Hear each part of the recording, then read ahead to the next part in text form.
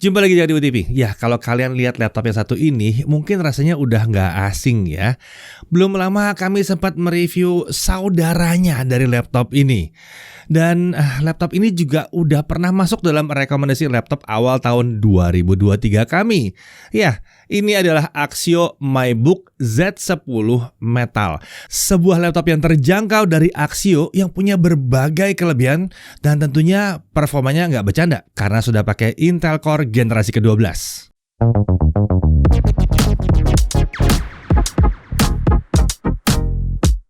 Ya, yang sebelumnya kita pernah review itu adalah seri Z6 Metal. Yang ini adalah bisa dibilang kakaknya ya.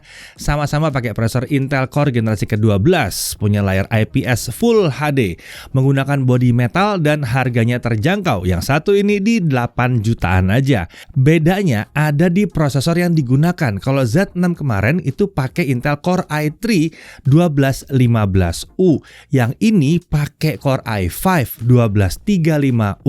Yaudah, kita mulai langsung bahas dari spesifikasinya.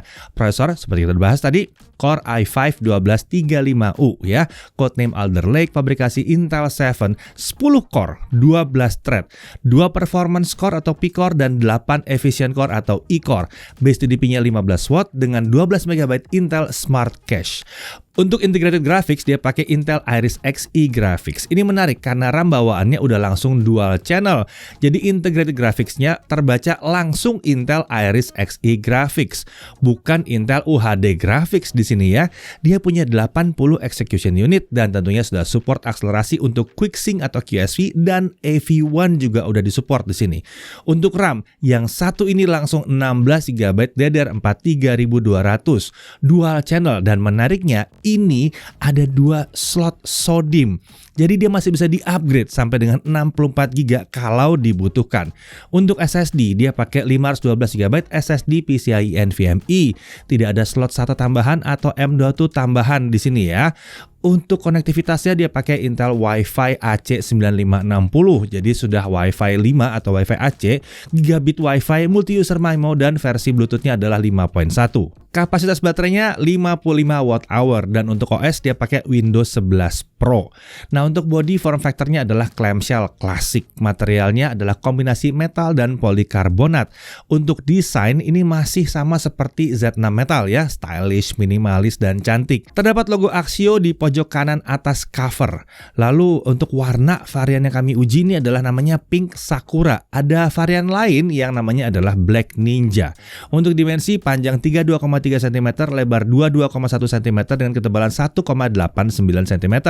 Untuk bobot laptopnya aja di 1,56 kg dengan charger 208 gram.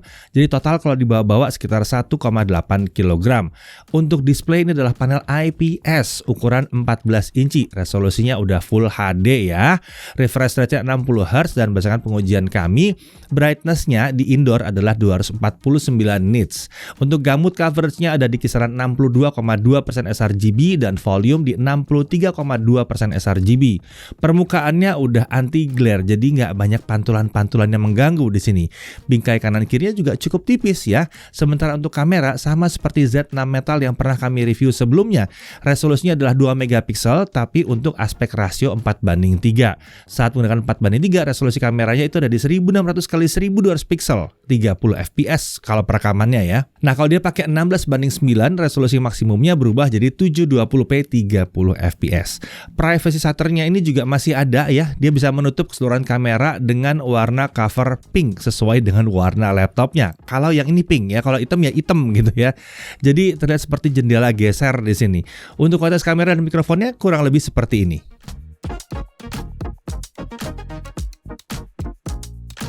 Ya, kali ini kita akan menguji fitur mikrofon dari laptop Axio MyBook Z10 Metal. Jadi bagaimana hasilnya?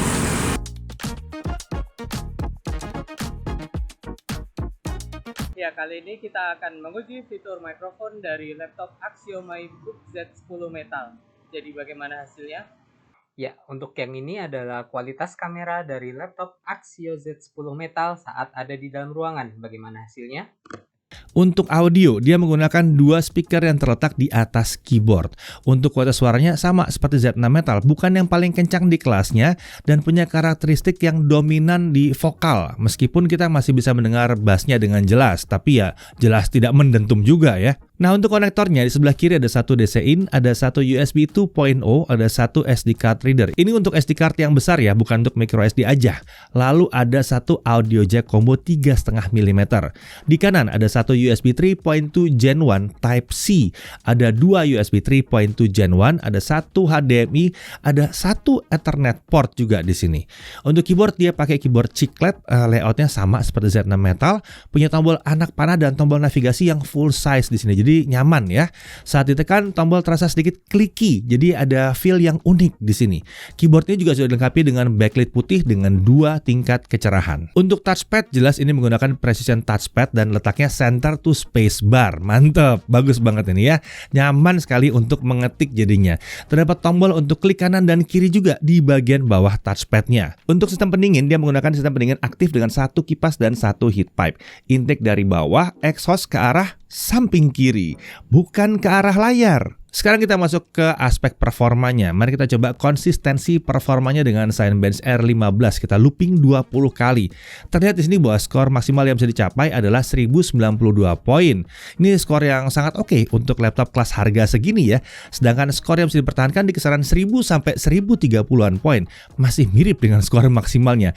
Menandakan ini minim sekali gejala throttling di laptop yang satu ini. Nah, untuk suhu kerja, si CPU ini sempat sekali spike ke 95 derajat Celcius saat run pertama, tapi lalu dia aman diturunkan ke 70 sampai 80 derajat Celcius. Nah, kalau dalam mode baterai tanpa dicolok ke listrik, bagaimana konsistensi performanya? Kita bisa lihat di sini bahwa skor yang bisa didapatkan dipertahankan di kisaran 1000 sampai 1010 poin. Sangat mirip dengan kondisi terhubung ke charger. Oke, kita langsung aja masuk ke aplikasi yang beneran aja ya. Langsung ya, Adobe Premiere Pro CC 2023. Kita coba render video 4K 60 yang panjangnya 2 menit 7 detik.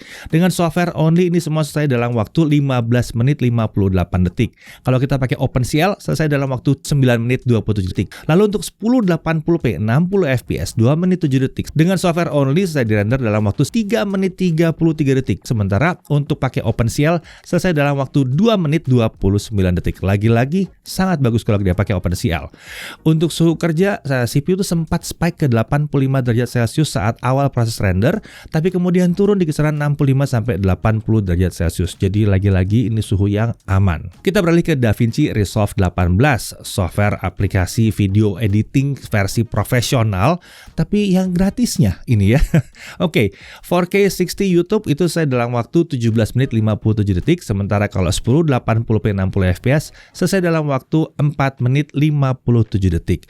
Untuk suhu kerjanya dia pertama awal sempat spike ke 94 derajat Celcius, tapi kemudian turun ke 70 sampai 80 derajat Celcius. Jadi ternyata cukup terkendali di sini ya.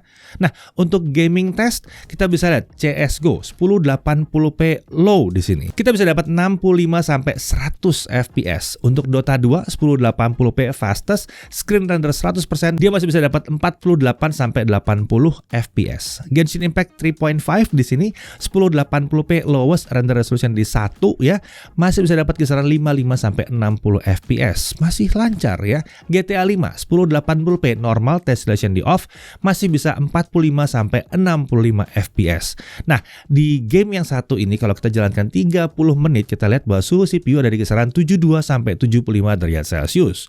Sementara itu untuk suhu permukaannya, titik terpanas ada di area huruf T yang mencapai sekitar 45 derajat Celcius. Area kiri dan kanan keyboard ada di kisaran 33 sampai 37 derajat Celcius. Sementara seluruh area palm rest aman di kisaran di bawah 35 derajat Celcius. Oke, kita lanjut ke storage test. Dengan Crystal Disk Mark kita dapatkan bahwa kecepatan bacanya ada di 2497 MB per second dan tulisnya di 1826 MB per second. Ini SSD yang lumayan kenceng ya, walaupun bukan yang terkencang untuk PCIe Gen 3. Lanjut ke pengujian baterai. Brightness 50%, volume di 25%. Hasilnya video playback 1080p ada di 7 jam. Hasil yang agak sedikit di bawah harapan kami tapi udah cukup lumayan. terutama mengingat harganya ya. Nah, untuk charging gimana? 30 menit pertama terisi 29%. Sementara untuk mengisi dari kosong sampai penuh dia butuh waktu 2 jam 10 menit. Hasil yang normal sekali karena target kami di kisaran 2 jam plus minus. Jadi 2 jam 10 menit itu normal banget. Oke, untuk harganya, Axio MyBook Z10 Metal ini dijual di harga Rp8.999.000. Hah? Masih kemahalan? Tenang, Axio itu masih punya satu varian lagi ya. Tapi yang ini konfigurasinya RAM-nya 8GB single channel dan SSD-nya 256GB. Itu dijual di harga Rp7.999.000. Saran kami kalau beli yang ini sih ya, upgrade RAM langsung ke dual channel aja. Ya, tapi kenapa nggak jadi beli yang ini aja? Tanggung kan? Sekalian aja, nggak usah bongkar-bongkar. Nah, setiap pembelian itu sudah termasuk Windows 11 Pro ya, versi Pro ya, bukan yang Home. Lalu ada backpack dengan warna pink atau hitam sesuai dengan warna laptop yang kalian pilih, selama persediaan masih ada tentunya. Lalu ada garansi resmi Axio dengan rincian 3 tahun garansi untuk layanan dan 1 tahun garansi untuk spare part-nya. Oke, kita masuk ke hal yang perlu diperhatikan. Pertama, layarnya emang belum mencapai 100% sRGB, tapi paling nggak ini udah IPS ya. Dan laptop ini memang harganya murah, jadi kami rasa layar seperti ini masih oke. Paling nggak bukan layar TN kan? Kemudian kita belum menemukan adanya Microsoft Office dalam paket penjualan. Tapi kita tetap bisa beli Office ya, dengan membeli lisensinya tentunya. Nah, tapi kalau kalian nggak mau beli Microsoft Office pun, Axio sebetulnya sudah menyediakan software LibreOffice yang sudah diinstal saat laptop dinyalakan pertama kali. Kemudian daya tahan baterainya, walaupun tidak bisa dibilang buruk ya, tapi agak sedikit di bawah harapan kami. Nah, dari si hal yang menariknya, jelas ini salah satu laptop termurah dengan prosesor Intel Core i5 1235U untuk saat video ini dibuat. Dan karena pakai prosesor yang satu ini, dia langsung otomatis punya performa kencang untuk kelas harganya. Punya total 10 core 12 thread dan nyaman digunakan untuk multitasking, nyaman digunakan untuk gaming tipis-tipis bahkan ya. Buat content creation yang ringan masih oke, 1080p60, wah bener-bener gak ada masalah kalau mau diedit pakai 1080p60 ya. Konfigurasi RAM-nya juga untuk versi yang satu ini sudah siap pakai 16GB dual channel. Dan menariknya, dia masih bisa di-upgrade. Itu menarik banget. Lalu dia masih punya fitur noise cancelling yang cukup menarik untuk kelas harganya. SSD juga cukup besar di 512GB. Konektornya melimpah di sini. Lalu garansinya itu paling tidak masih ada 3 tahun untuk layanan dan 1 tahun untuk spare part ya. Ya, Axio menghadirkan MyBook Z10 Metal sebagai alternatif buat kalian yang memang butuh sebuah laptop tipis, ringan dengan performa yang lebih tinggi dibandingkan adiknya yang Z6 Metal. Dan ya memang benar ya, performa laptop ini tergolong kencang banget untuk kelas harganya. Jika memang yang dicari adalah laptop tipis, ringan, harus murah, desainnya harus cantik, rasanya sih Axio MyBook Z10 Metal ini sangat layak untuk dipertimbangkan. Saya Didi Irfan, Jagat TV TV.